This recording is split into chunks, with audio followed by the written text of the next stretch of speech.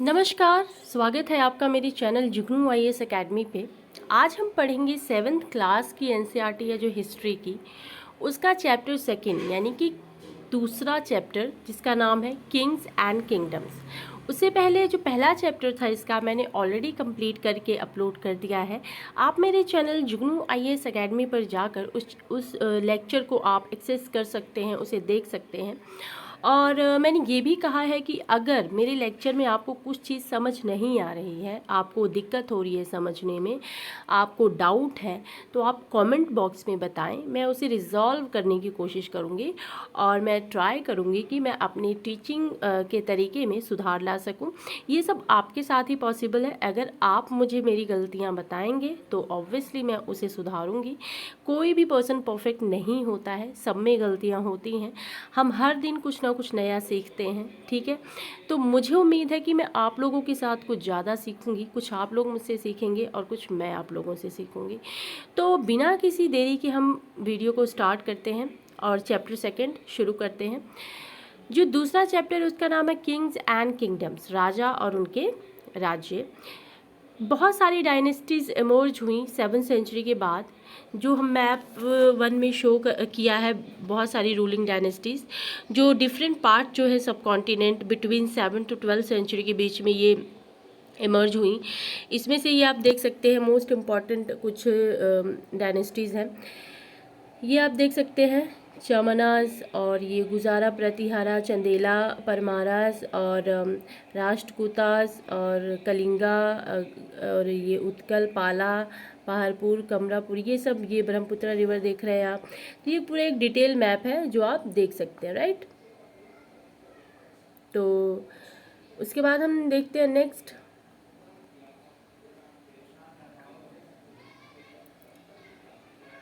ठीक है, तो ये आप मैप के थ्रू आप देख सकते हैं। नीचे आप साउथ में देखेंगे चोला, चेराज एंड पांड्याज, ये बहुत इंपॉर्टेंट किंग्स और किंगडम्स रह चुके हैं। तो ये कुछ इंपॉर्टेंट चीज़ें हैं, राइट। उसके बाद देख लेते हैं इमर्जेंस ऑफ न्यू डायनेस्टीज़। सबसे पहले मैं आपको एक छोटा सा शॉर्ट नोट दूंगी, उससे मुझे लगता है कि आप बेहतर तरीके से समझ पाएंगे, ठीक है। उसके बाद हम डिटेल में पढ़ेंगे, पहले हम शॉर्ट नोट्स देख लेते हैं।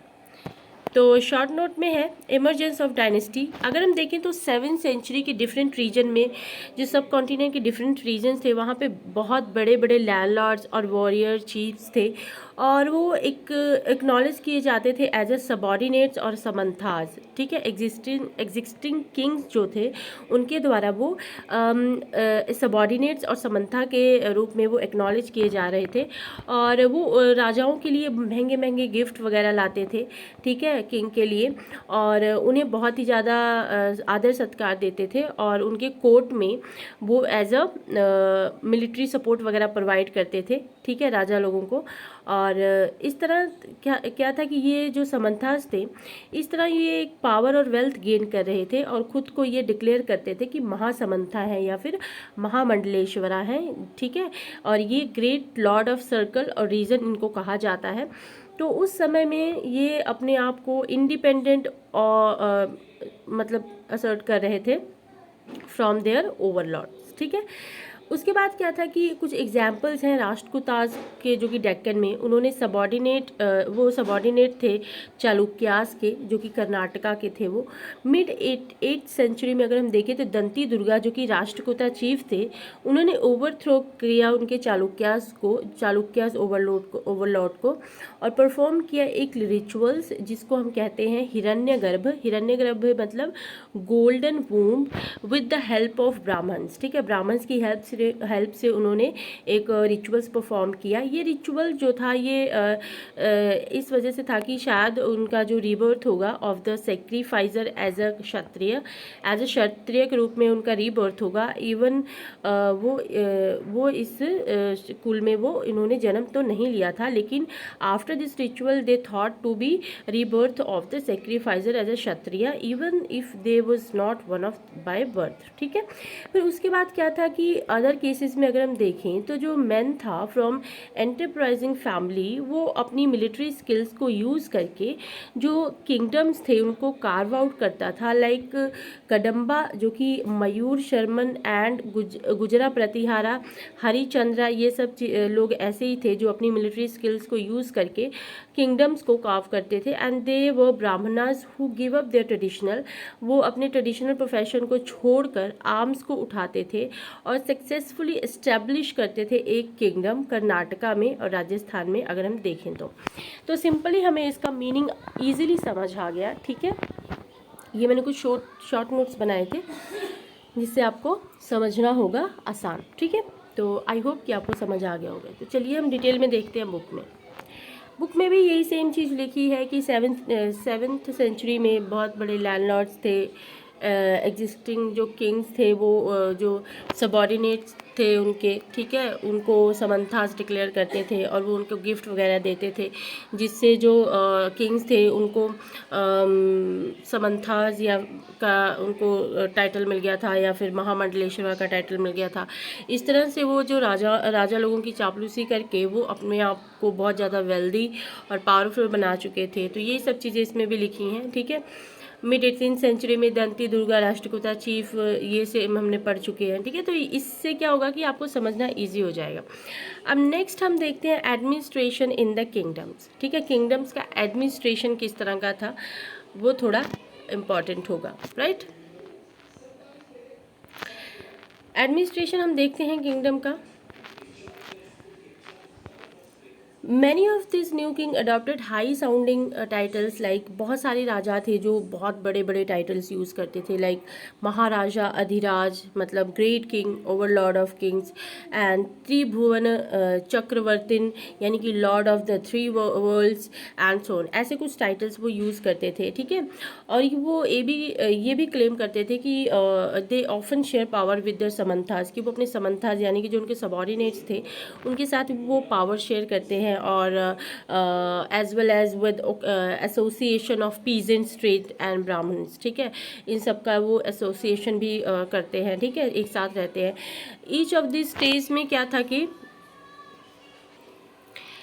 ठीक है, that is peasant, cattle keeper, कुछ जो उनमें से स्टेट्स थे वो रिसोर्सेज ऑब्टेन करते थे फ्रॉम द प्रोड्यूसर्स, और वो प्रोड्यूसर्स थे पीजेंट्स, कैटल कीपर, आर्टिसंस, जो हमेशा परसुएड और कंपेल करते थे और surrender part of what they produce. ठीक है, जो वो प्रोड्यूस करते थे उसका कुछ पार्ट वो सरेंडर कर देते थे उनके सामने। तो समटाइम क्या था कि these were claimed as a rent, वो एज अ रेंट के तौर पर उनको देते थे, क्योंकि जो लॉर्ड थे वो उन्हें कुछ लैंड वगैरह देते थे जिसके बदले में वो जो उगाते थे उसको उसका कुछ पार्ट वो एज अ रेंट उन्हें देते थे।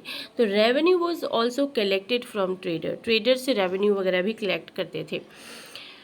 ठीक है, 400 टैक्सेस इंस्क्रिप्शंस जो थी चोलास के जो रूल करते थे तमिलनाडु में, उन्हें रेफर किया गया था कि more than 400 terms for different kinds of taxes थे उस समय में। फ्रीक्वेंटली मेंशन किया गया है टैक्स इज विटी, ठीक है, जो कि कैश में नहीं लिया जाता था but in the form of forced labour. ठीक है, फोर्स्ड लेबर की फॉर्म में लिया जाता था।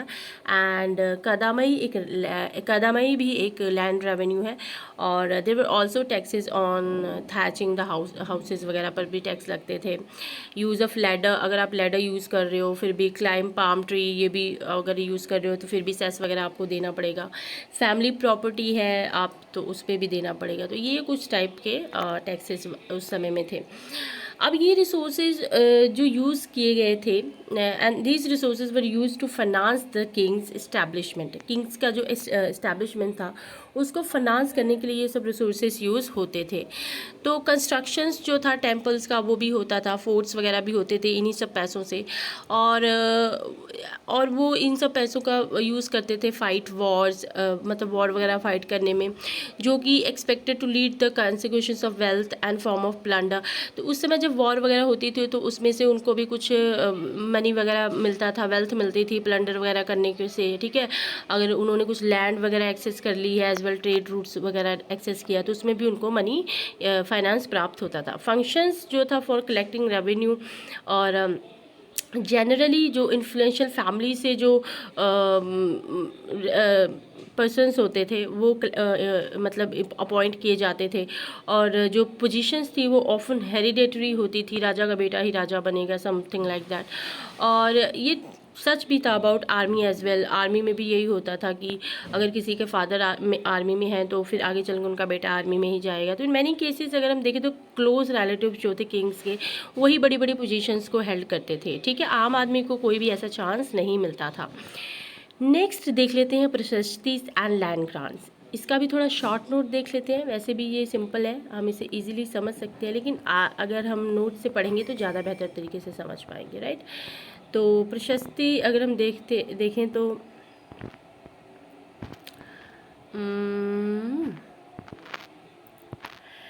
प्रशस्ति एंड लैंड ग्रांट। प्रशस्ति जो कि एक लर्न ब्राह्मण के द्वारा कंपोज किया गया था, जो ओकेजनली हेल्प करते थे एडमिनिस्ट्रेशन में, और डिटेल्स वगैरह होती थी उनके पास। लिटरली वो सही तो नहीं होती थी, लेकिन but tell how rulers wanted to depict themselves as a violent victorious warrior. तो उसमें ये सब लिखा होता था कि रूलर्स किस तरह खुद को एज अ विक्टोरियस वॉरियर वगैरह शो करते थे। फॉर एग्जाम्पल जैसे कि king often rewarded Brahmans by grant of land. King क्या करते थे कि ज़्यादातर ब्राह्मण्स को लैंड वगैरह देकर उनको रिवॉर्ड करते थे, ठीक है। और जो कॉपर प्लेट पर रिकॉर्ड कर लिया जाता था, तो ये प्लेट जो थी वो उन लोगों को दे दी जाती थी जो लैंड को रिसीव करते थे। अनयूजुअल 12th सेंचुरी में देखें तो जो लॉन्ग संस्कृत पोएम थी, ठीक है, वो कंटेन करती थी कि जो किंग की हिस्ट्री है उन सब चीज़ों के बारे में होती थी, जो कश्मीर के ऊपर रूल कर रहे हैं, और वो कंपोज की जाती थी बाय द ऑथर जिसका नाम था कल्हाना, जो ऑफन क्रिटिकल थे about the ruler and their policies.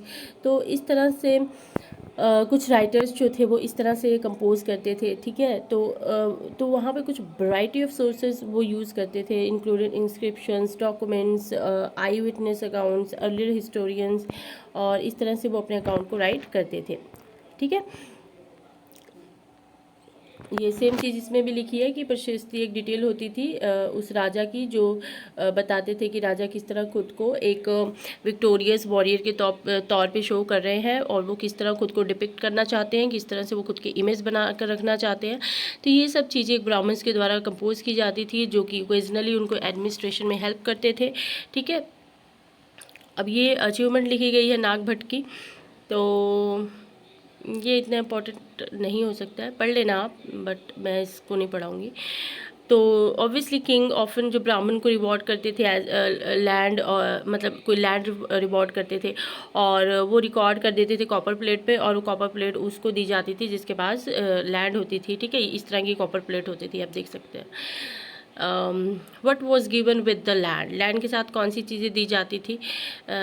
This is part of the Tamil section of the land grant given by the Cholas. We have demarcated the boundaries of the land by making 18 embankments as well as by planting thorny bushes. This is what land contain, fruit bearing trees, water land, garden। यही इसमें बताया गया है कि जो land वो देते थे उसमें ट्रीज़ होते थे, कई खेती बाड़ी वाली चीज़ें होती थी, फ्रूट्स लगे होते थे, वाटर होते थे, वाटर टैंक होते थे, और रिवर्स होती थी, और ग्रीनरीज होती थी, फिश पॉन्ड्स होते थे, बी हाइव्स होती थी। तो इस तरह की कुछ इंपॉर्टेंट लैंड्स जो थे वो देते थे ताकि उनका जो खर्चा वगैरह चल सके, ठीक है।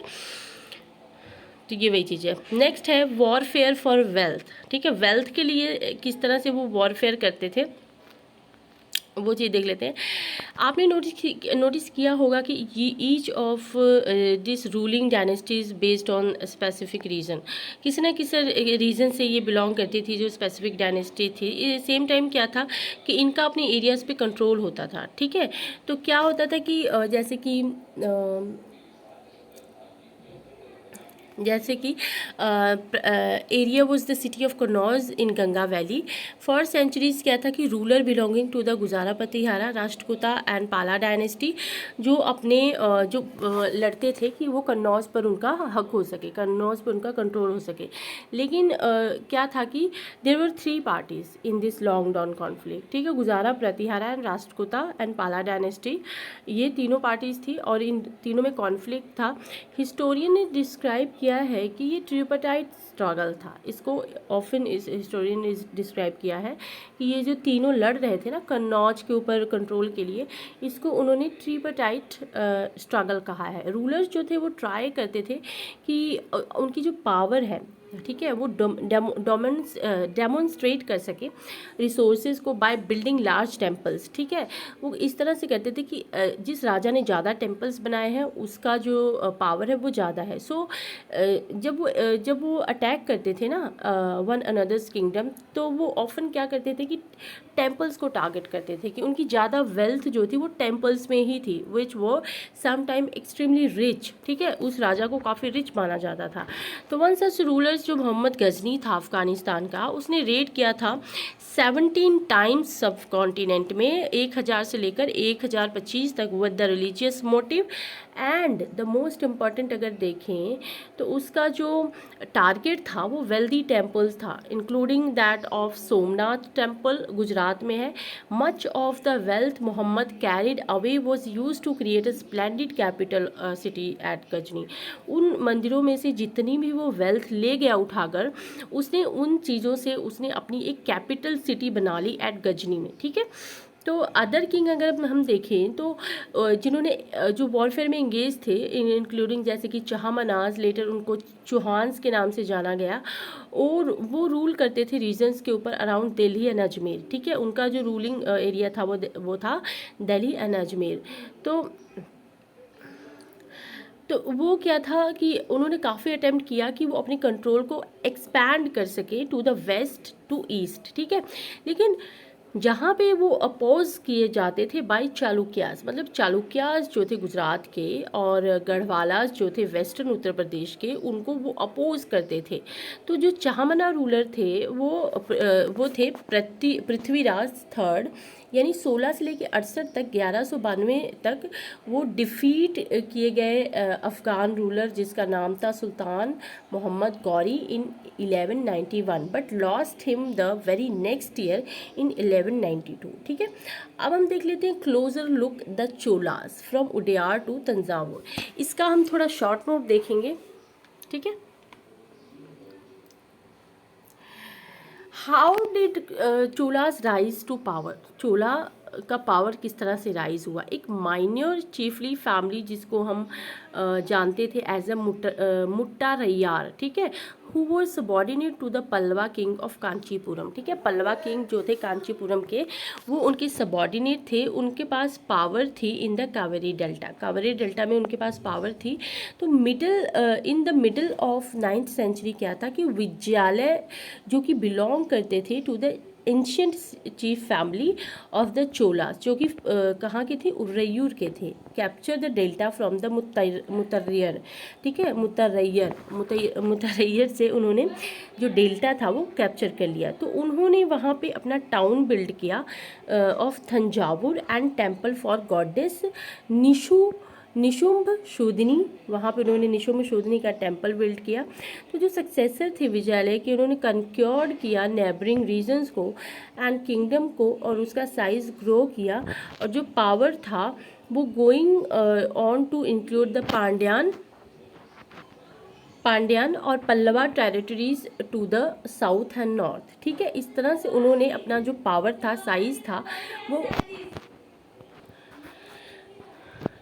ठीक है, तो इस तरह से उन्होंने अपना जो कंट्रोल था वो एक्सेस कर लिया था, वो एक्सीड कर लिया था, ठीक है।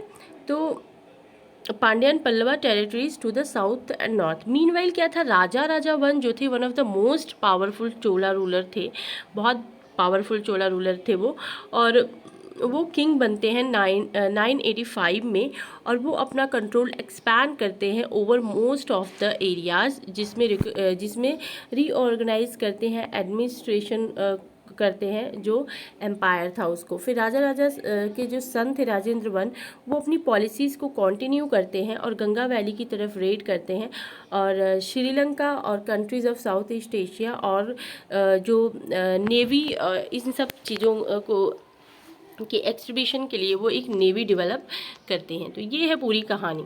तो इसमें भी यही सेम ही लिखा है,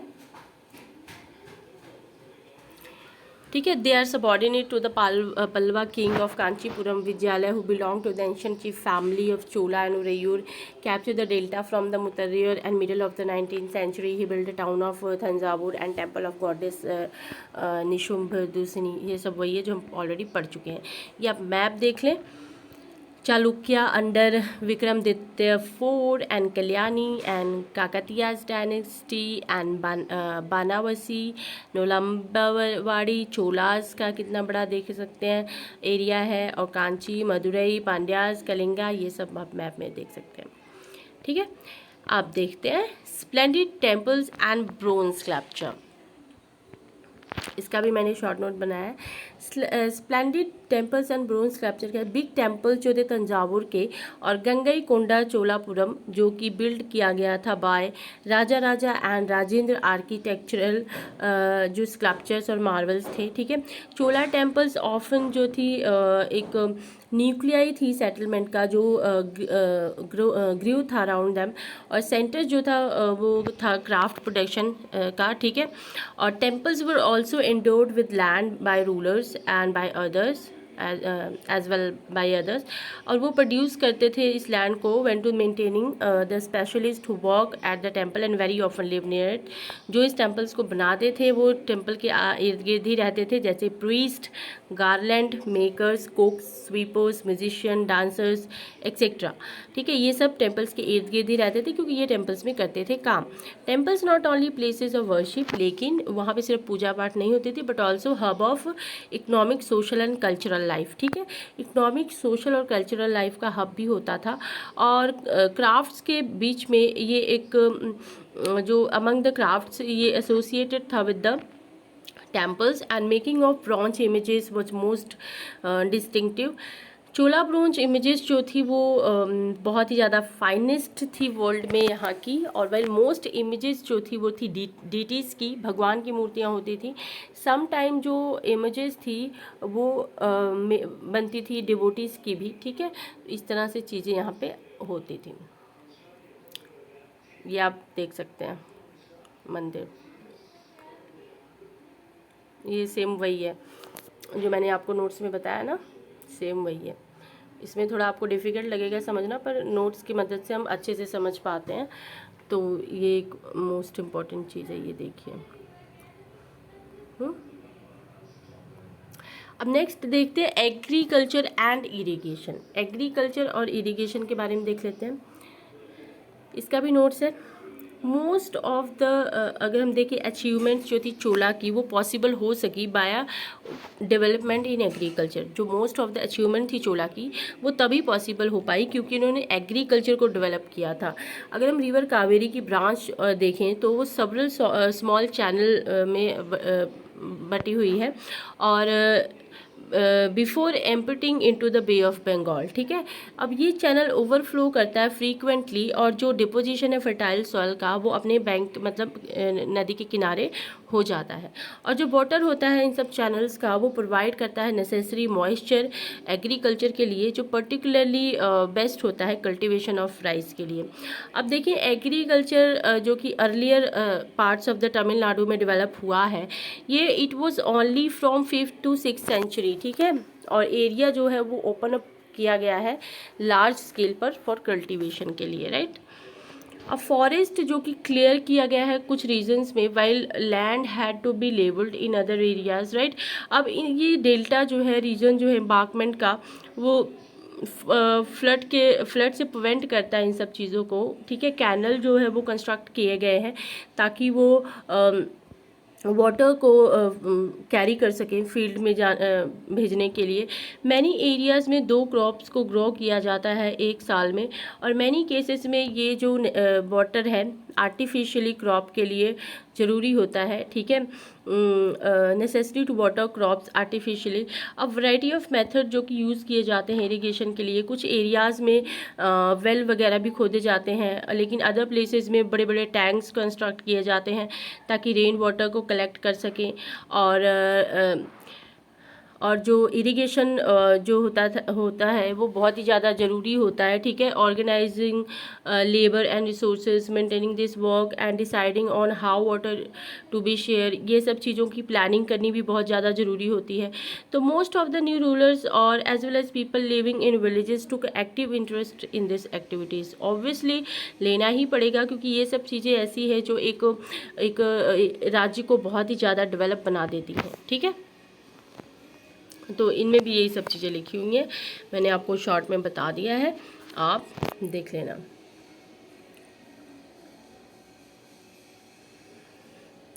ये आप देख सकते हैं। नेक्स्ट है एडमिनिस्ट्रेशन ऑफ द एम्पायर, इसका भी मैंने शॉर्ट नोट बनाया है, तो चलिए देखते हैं। Administration of the empire, how was the administration organised. Administration को ऑर्गेनाइज्ड कैसे किया जाता था, जैसे कि हमें पता है कि इरिगेशन जो था वो सेपरेट था, एग्रीकल्चर जो कि बहुत ही ज़्यादा प्रोस्पेरिटी आ रही थी जिसकी वजह से, और जो पीजेंट्स का सेटलमेंट था, ठीक है, उसको एज अ ऊर कहा जाता था। Group of such villages formed larger units called nadu, ठीक है। Spread of irrigation, agriculture led to prosperity and settlement of the peasants, इन सब चीज़ों को क्या बोला जाता था, ऊर। और ग्रुप जो था कुछ विलेजेस का जो एक लार्ज यूनिट बनाते थे उसको नाडू कहते थे। और the village council and Nadu perform several administrative function, जो विलेज काउंसिल थी और नाडू जो थे वो बहुत सारे एडमिनिस्ट्रेटिव फंक्शन परफॉर्म करते थे, including dispensing justice, collecting tax etcetera. तो रिच पीजेंट जो थे वेल्लाला कास्ट के, वो अपना जो कंट्रोल एक्सरसाइज करते थे over the affairs of the Nadu under the supervision of the central Chola government, ठीक है। तो इस तरह से वो इन सब चीज़ों को कंट्रोल करते थे। और जो चोला किंग थे वो कुछ रिच लैंड ओनर थे जिनको कहा जाता था मुवेंदा वेलन, ठीक है। वेलन और पीजेंट सर्विंग 3 किंग्स, जिसको हम अरैयार यानी कि चीफ एक्सेट्रा कहते थे, जो as a marker of respect के मतलब मार्कर थे वो। और इंपॉर्टेंट ऑफिसेस वगैरह उनको दिए जाते थे और एट द सेंटर, ठीक है। ब्राह्मणस जो कि large number of land grants receive करते थे, जिनको हम कहते थे ब्रह्मद्या, और वो एक emergence of the large number of Brahmin settlement the Kaveri valley in other parts of the south India. Kaveri valley और साउथ इंडिया में बहुत सारे ऐसे ब्राह्मण्स जो थे, ब्राह्मण सेटलमेंट देखने को मिली थी। और हर brahmadeya was looked after by an assembly और sabha of prominent Brahmins land holders who worked very efficiently, ठीक है। तो हर ब्राह्मण जो था वो एक असेंबली के द्वारा या फिर सभा के द्वारा उनकी देखभाल की जाती थी और एफिशिएंटली वो वर्क करते थे। और उनके डिसीजन जो थे वो इंस्क्रिप्शंस में रिकॉर्ड थे, often on stone of the world of temple के वॉल के स्टोन पर भी लिखा जाता था। जो ट्रेडर के एसोसिएशंस थे उसको कहा जाता था अनाग्राम, यानी कि ओकेजनली वो परफॉर्म करते थे एडमिनिस्ट्रेटिव फंक्शंस टाउन्स वगैरह में।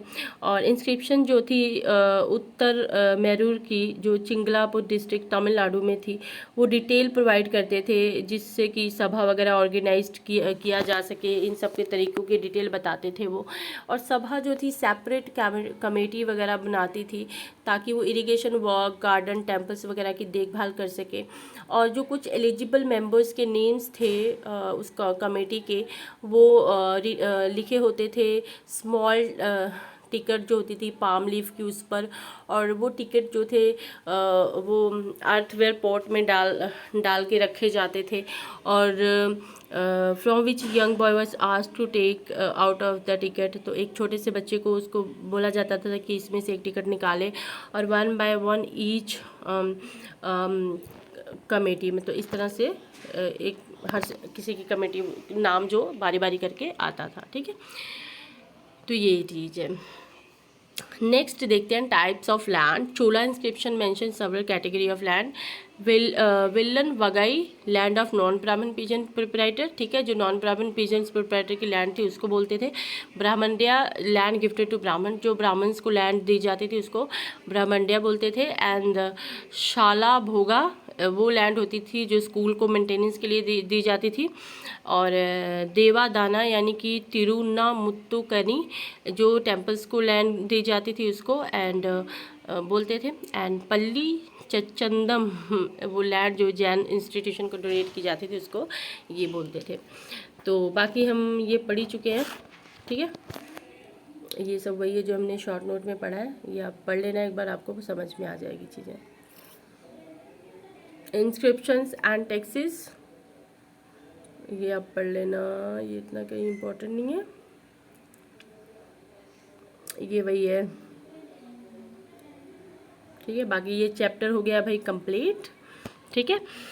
अगर कोई ऐसी चीज़ है जो आपको समझ नहीं आई हो, आप चाहते हैं मैं उसे दोबारा से समझाऊं, तो आप कमेंट बॉक्स में मुझे बता दीजिएगा, मैं उसको दोबारा से मतलब समझा दूंगी आपको, कोई प्रॉब्लम नहीं है। और अगर आपको वीडियो पसंद आई हो फिर भी आप लाइक शेयर सब्सक्राइब कर दीजिएगा, और अगर नहीं आई हो तो एक चांस देते हुए आप फिर भी लाइक शेयर सब्सक्राइब कर दीजिएगा। और मैं ट्राई करूँगी इस चीज़ को इम्प्रूव करने की। तो मिलते हैं नेक्स्ट वीडियो में, तब तक के लिए टाटा बाय बाय, आप अपना ख्याल रखिएगा और thanks for watching in advance.